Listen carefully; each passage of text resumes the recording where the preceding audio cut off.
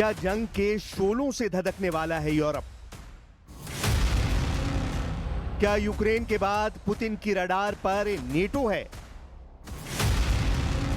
क्या पुतिन ने तय कर लिया है अपना अगला टारगेट? यूक्रेन की हार का डर, यूरोप पर रूस का टेरर।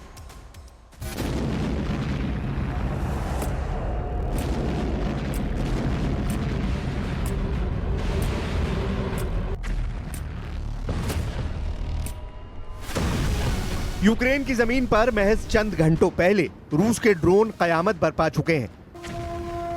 यूक्रेन की राजधानी कीव पर 800 से ज्यादा ड्रोन हमले किए गए। ये यूक्रेन पर हुआ अब तक का सबसे बड़ा ड्रोन हमला बताया जा रहा है। लेकिन वॉर एक्सपर्ट्स इसे रूस का बारूदी ट्रेलर मान रहे हैं, क्योंकि माना जा रहा है कि रूस के मन में यूक्रेन से आगे भी कुछ चल रहा है, कुछ ऐसा जो सिर्फ पुतिन के दिमाग की उपज है। एक ऐसा प्लान जो सिर्फ यूक्रेन की जमीन तक सीमित नहीं है, बल्कि उसके धमाकों की गूंज नेटो की सीमाओं के पार भी सुनाई देने वाली है। लेकिन क्यों और कैसे, इसे समझने के लिए आपको सबसे पहले अमेरिका के पूर्व वाइस प्रेसिडेंट माइक पेंस के उस बयान को समझना होगा, जिसमें उन्होंने एक बेहद चौंकाने वाली खबर की तरफ इशारा किया है।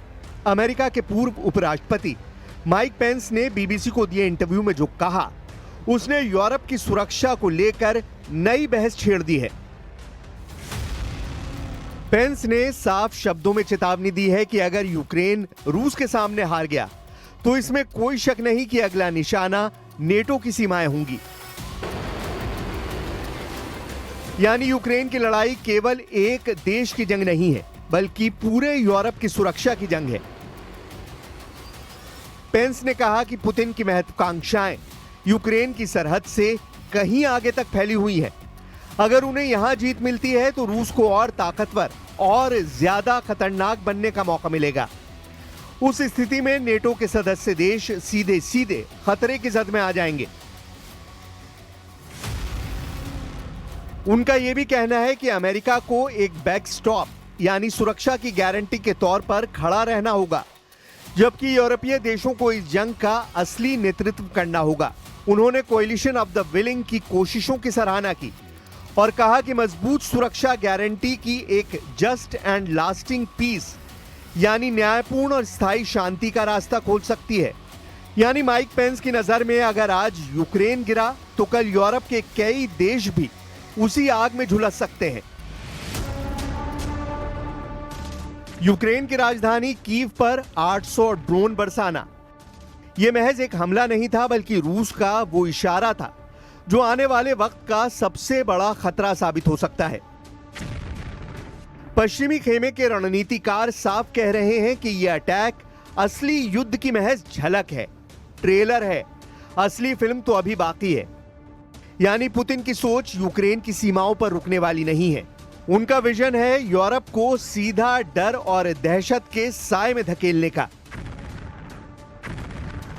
अब जरा सोचिए, जब ड्रोन की बरसात ने एक ही रात में यूक्रेन की नींद उड़ा दी, तो अगर यही खतरनाक खेल नेटो की जमीन पर शुरू हो जाए तो हालात क्या होंगे?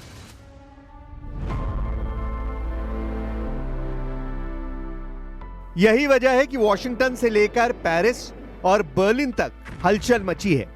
नई पाबंदियों की लिस्ट तैयार हो रही है।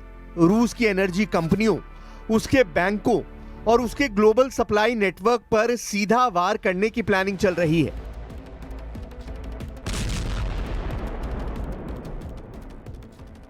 लेकिन इतिहास गवाह है कि रूस कभी भी दबाव में झुकता नहीं, और इस बार भी पुतिन ने पश्चिम की सख्ती का जवाब और भी ज्यादा सख्त अंदाज में दिया है। पुतिन ने अपने सबसे भरोसेमंद जनरल गेरासिमोव को ऑर्डर ऑफ करेज मेडल देकर दुनिया को खुला संदेश दिया है। वो जनरल जिस पर इंटरनेशनल क्रिमिनल कोर्ट ने वारंट जारी कर रखा है। यानी पुतिन ने साफ कर दिया है कि उन्हें आईसीसी की परवाह नहीं, उन्हें किसी भी वैश्विक संस्था का डर नहीं, और वो अपने युद्ध जनरलों को हीरो बनाकर पेश करेंगे। यह तस्वीर रूस की उस रणनीति की है जिसमें सैन्य ताकत के साथ साथ प्रोपेगेंडा भी शामिल है। घरेलू मोर्चे पर जनता को यही दिखाया जा रहा है कि उनका नेता पुतिन पश्चिमी साजिशों से लड़ रहा है और उसके जनरल देश की शान है। लेकिन सवाल यही है कि जब दुनिया का सबसे ताकतवर सैन्य गठबंधन नेटो भी इस आग की जद में आने लगेगा, तो क्या हालात केवल चेतावनी तक सीमित रहेंगे या फिर यूरोप सचमुच जंग के मैदान में तब्दील हो जाएगा? क्योंकि ड्रोन हमलों के अलावा रूस की रणनीति में साइबर अटैक, ऊर्जा की सप्लाई रोकना और हाइब्रिड वॉरफेयर भी शामिल है। यानी पुतिन सिर्फ गोलियों और मिसाइलों से नहीं, बल्कि गैस पाइपलाइनों और इंटरनेट सर्वर से भी युद्ध छेड़ सकते हैं।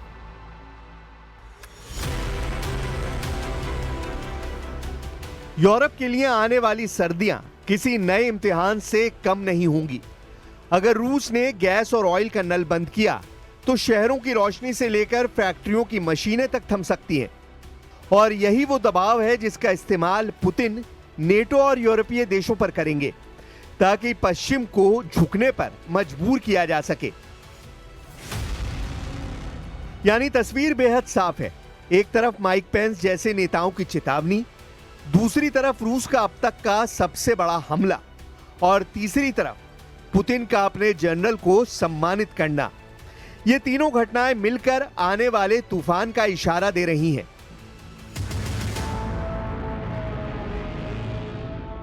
रूस की आक्रामक रणनीति को समझना हो तो नजर डालनी होगी पिछले 2 हफ्तों की जंग पर। ड्रोन और मिसाइल अटैक सिर्फ यूक्रेन की राजधानी तक सीमित नहीं रहे।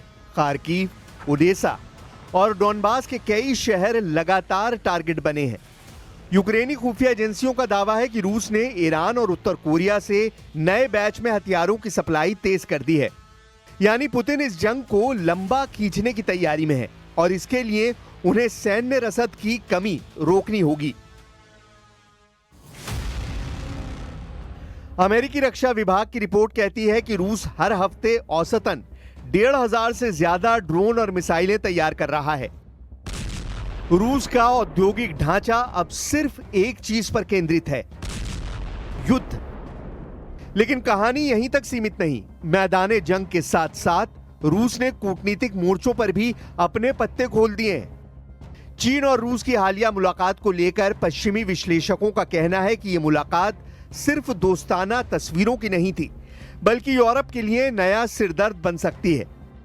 चीन ने रूस को सीधे सीधे हथियार देने से इंकार किया है, लेकिन डुअल यूज टेक्नोलॉजी यानी ऐसे उपकरण जो सिविल और मिलिट्री दोनों कामों में इस्तेमाल हो सके, उसकी सप्लाई पर चुप्पी साधी हुई है। दूसरी तरफ नेटो की तैयारी भी कम नहीं। ब्रसल्स में हुई हालिया मीटिंग में फिनलैंड और पोलैंड ने खुलकर चेतावनी दी है कि अगर यूक्रेन हारा तो उनकी सीमाएं सीधे खतरे में होंगी।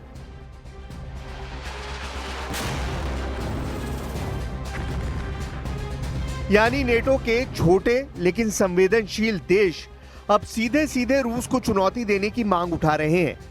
और जब बात पुतिन की महत्वाकांक्षाओं की हो तो एक अहम सवाल हमेशा उठता है, क्या उनका असली मकसद सिर्फ यूक्रेन को गिराना है या फिर सोवियत यूनियन के पुराने नक्शे को फिर से खड़ा करना? क्योंकि उनके हर भाषण में ऐतिहासिक गलती सुधारने की बात दोहराई जाती है। तस्वीर साफ है, यूक्रेन सिर्फ पहला पड़ाव है, मंजिल कहीं और है। अब जरा सोचिए, यूरोप की सीमाओं पर अगर यह जंग फैलती है तो असर सिर्फ टैंकों और मिसाइलों तक सीमित नहीं रहेगा। स्टॉक मार्केट से लेकर ग्लोबल ऑयल प्राइस तक हर सेक्टर इस आग की लपटों में झुलसेगा। पहले से ही जर्मनी और फ्रांस में महंगाई रिकॉर्ड स्तर पर पहुंच चुकी है। अगर ऊर्जा संकट और गहरा हुआ तो यूरोपीय जनता की नाराजगी सड़कों पर दिखेगी। यही वो मोमेंट है जहां पुतिन को बढ़त मिल सकती है, क्योंकि उनकी स्ट्रैटेजी सिर्फ युद्ध नहीं बल्कि मनोवैज्ञानिक दबाव भी है। अगर यूरोपीय जनता अपने नेताओं पर दबाव बनाएगी तो नेटो की एकजुटता खुद ब खुद टूट सकती है। ब्रिटिश इंटेलिजेंस की रिपोर्ट के मुताबिक रूस पहले से ही सोशल मीडिया प्लेटफॉर्म पर फेक न्यूज और डिसइंफॉर्मेशन कैंपेन चला रहा है।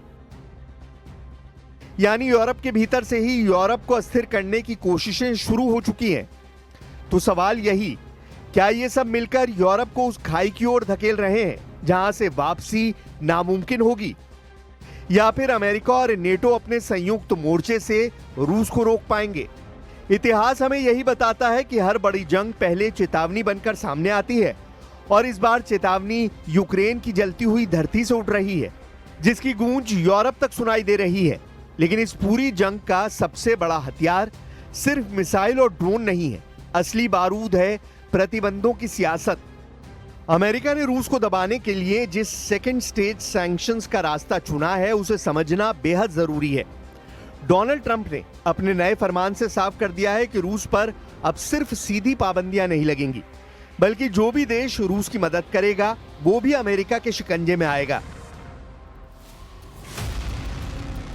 इसे कहते हैं सेकेंडरी सैंक्शंस, यानी रूस के साथ बिजनेस करने वालों पर भी वही सजा जो रूस पर लगाई जा रही है।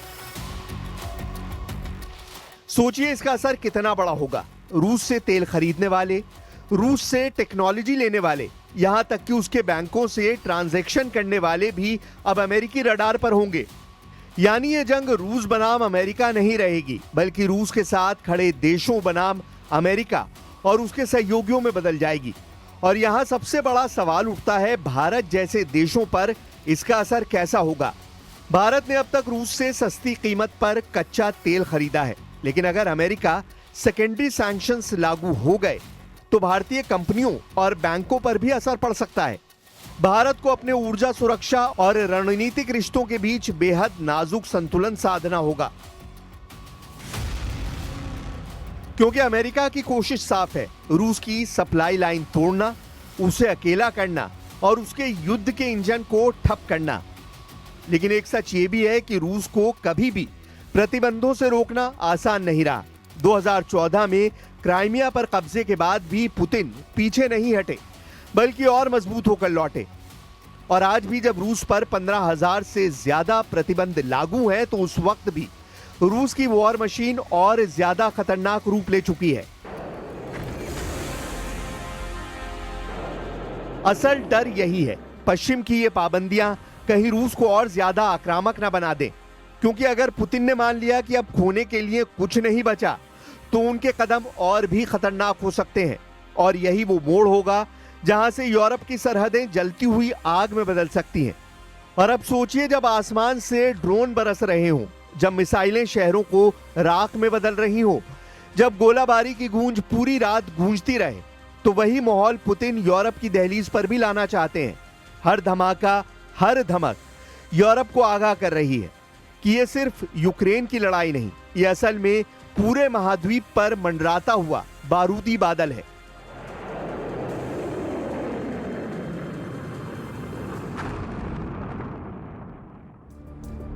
अगर रूस ने नेटो की सरहदों पर एक भी मिसाइल दाग दी, तो फिर खेल सिर्फ 2 देशों का नहीं रहेगा, यह तीसरे विश्व युद्ध की दहशत में बदल जाएगा। जरा सोचिए, ड्रोन का झुंड अगर पेरिस के आसमान में मंडराए, साइबर अटैक से अगर लंदन की बत्तियां बुझ जाएं, तो यूरोप का नक्शा किस तरह बदल जाएगा। और यही वो पल है जहां रूस सिर्फ बारूद से नहीं, बल्कि डर से लड़ाई जीतना चाहता है। पुतिन का दांव साफ है, हर धमाका, हर मिसाइल, हर ड्रोन सिर्फ जमीन पर वार नहीं करता, बल्कि यूरोप की हिम्मत और उसकी एकजुटता को भी तोड़ने की कोशिश करता है। यानी खेल अब खुल चुका है। एक तरफ नेटो के बारूद के ढेर, दूसरी तरफ पुतिन की मिसाइलों का तूफान और बीच में फंसा हुआ यूरोप। सवाल अब यही है, क्या ये धमाके सिर्फ चेतावनी है या फिर असली महायुद्ध की शुरुआत?